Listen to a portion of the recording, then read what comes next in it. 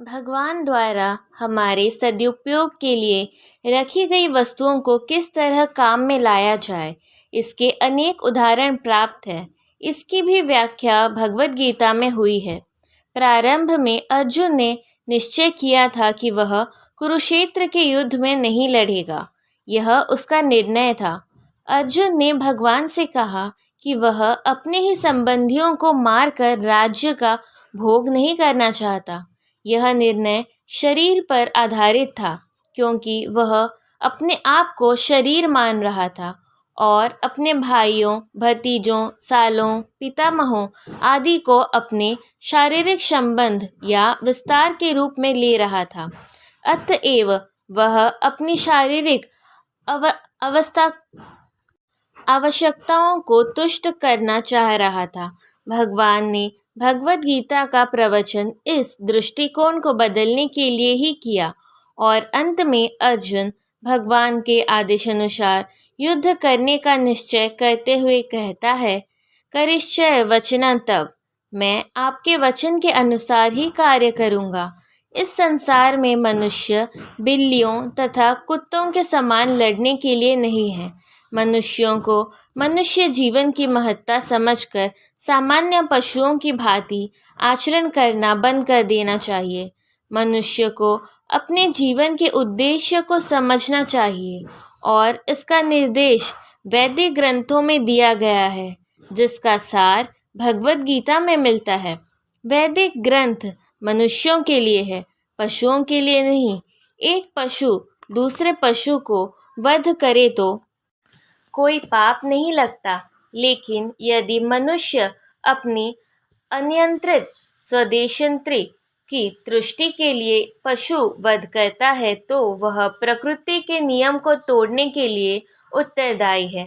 भगवद गीता में स्पष्ट रूप से प्रकृति के गुणों के अनुसार 3 प्रकार के कर्मों का उल्लेख है: सात्विक कर्म, राजसिक कर्म तथा तामसिक कर्म।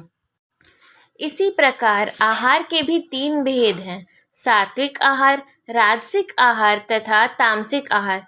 इन सब का विशद वर्णन हुआ है और यदि हम भगवद गीता के उपदेशों का ठीक से उपयोग करें तो हमारा संपूर्ण जीवन शुद्ध हो जाए और अंततः हम अपने गंतव्य को प्राप्त हो सकते हैं, जो इस भौतिक आकाश के परे है।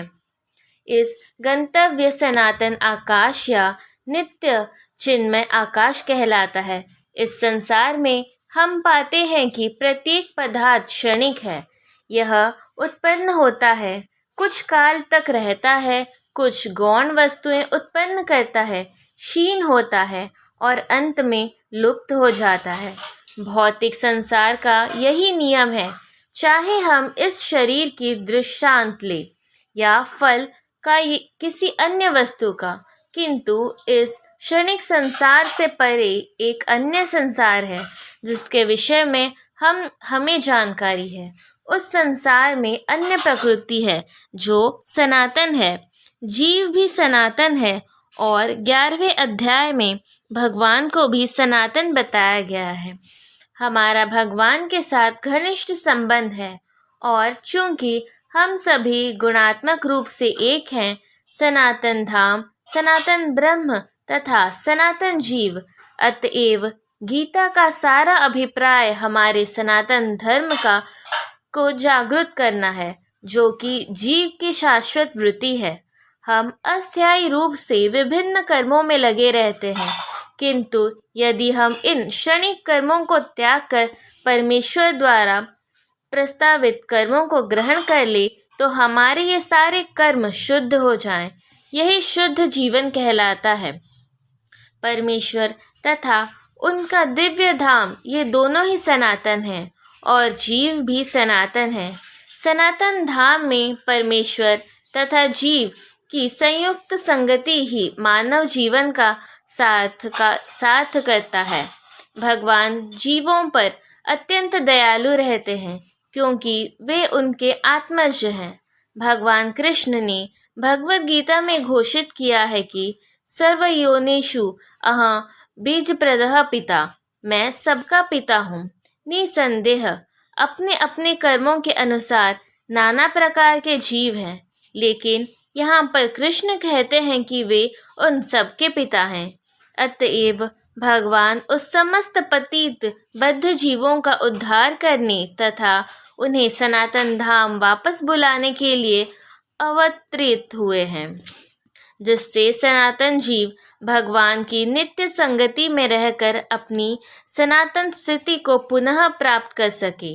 भगवान स्वयं नाना अवतारों के रूप में अवतरित होते हैं या फिर अपने विश्वस्त सेवकों को अपने पुत्रों, पार्षदों या आचार्यों के रूपों में इन बद्ध जीवों का उद्धार करने के लिए भेजते हैं।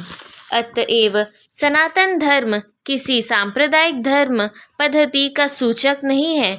यह तो नित्य परमेश्वर के साथ नित्य जीवों के नित्य कर्म धर्म का सूचक है। जैसा कि पहले कहा जा चुका है, यह जीव के नित्य कर्म वृत्ति को बताता है।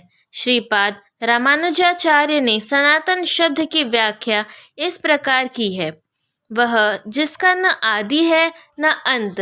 अतएव जब हम सनातन धर्म के विषय में बातें करते हैं तो हमें श्रीपाद रामानुजाचार्य के प्रमाण के आधार पर यह मान लेना चाहिए कि इसका न आदि है न अंत।